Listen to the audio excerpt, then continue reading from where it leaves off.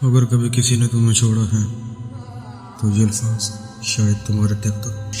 कुछ लोग ज़िंदगी में ऐसे भी आते हैं जो मिलते थोड़ा हैं मगर याद उम्र भर रखते हैं।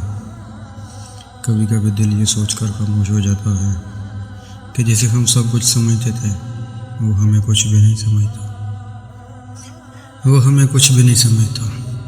हमने तो सिर्फ मोहब्बत की थी मगर शायद इनके लिए ये सिर्फ एक गुजर जाने वाला वक्त था।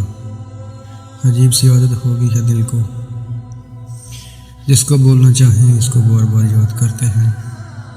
कभी दिल चाहता है सब कुछ छोड़ दूं मगर फिर ख्याल आता है किसी वक्त तो वो भी हमें याद करता होगा। मोहब्बत का सबसे बड़ा दर्द ये है कि जिस शख्स के बगैर जीना मुश्किल हो वही शख्स आपके बगैर खुश होता है राहर में। और सच तो ये है कि कुछ कहानियाँ मुकम्मल नहीं होती मगर फिर भी ज़िंदगी भर दिल में ज़िंदा रखती हैं।